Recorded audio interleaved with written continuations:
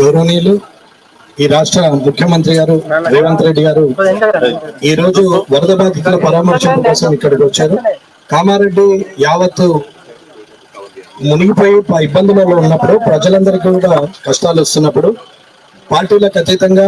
రాజకీయ నాయకులు, ముఖ్యంగా అధికార యంత్రాంగం, పారిశుద్ధ్య కార్మికుల నుంచి మొదలు పెడితే కలెక్టర్ గారు, ఎస్పీ గారి వరకు కూడా ప్రతి ఒక్కరూ వర్షంలో నాంతూ రాత్రి 12 గంటల వరకు అట్లా 48 గంటలు డ్యూటీలు చేసినటువంటి కానిస్టేబుల్, వీళ్ళందరూ కూడా ప్రతి డిపార్ట్మెంట్ వారు కూడా ఎక్కడికక్కడ పనిచేసినటువంటి సందర్భంలో ఇక్కడ ఉన్న పరిస్థితుల్లో చాలా నష్టం జరిగిన, రోడ్లు కానీ బ్రిడ్జిలు కానీ అన్ని కొట్టుకపోయినా,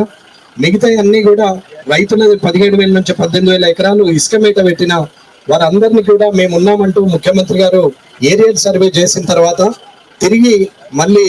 మిమ్మల్ని కలవడానికి, ప్రజల్ని కలవడానికి, కామారెడ్డి ప్రజలకు ఒక ఆత్మస్థైర్యం నింపడానికి గౌరవనీయులు ముఖ్యమంత్రి రేవంత్ రెడ్డి గారు ఇక్కడికి విచ్చేశారు. కాబట్టి ఇక్కడ జరిగిన నష్టాన్ని, ఇక్కడ ఉన్నటువంటి సమస్యని పర్మనెంట్ గా సొల్యూషన్ చేస్తారని నేను ఈ కామారెడ్డి నియోజకవర్గం తరఫున మిమ్మల్ని అభ్యర్థిస్తున్నాను. కాబట్టి మీరు సరైన నిర్ణయం తీసుకొని ఎక్కడ తప్పులు జరిగినాయో దాన్ని సరిదిద్దుతూ, అలాగే ఇక్కడ ప్రజలు కూడా సహకరించే ప్రజలే, ఎవరు కూడా ఒకరు నష్టపోవచ్చు, ఇద్దరు నష్టపోవచ్చు, కానీ 90 మందికి మంచి జరుగుతుందంటే ఇద్దరు త్యాగం చేయడానికి కూడా సిద్ధమైన వాళ్ళే. కాబట్టి ఇక్కడ నిర్ణయాలు కూడా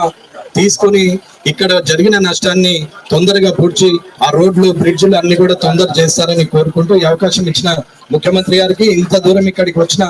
వారికి, వారితో పాటు మంత్రివర్గంలో ఇన్ఛార్జ్ మంత్రి సీతక్క గారికి, అలాగే శ్రీనివాస్ రెడ్డి గారు రెవెన్యూ మినిస్టర్ గారికి, ఇవి ఇచ్చేసిన మిగతా అందరికీ, మిగతా ఎమ్మెల్సీ గారు,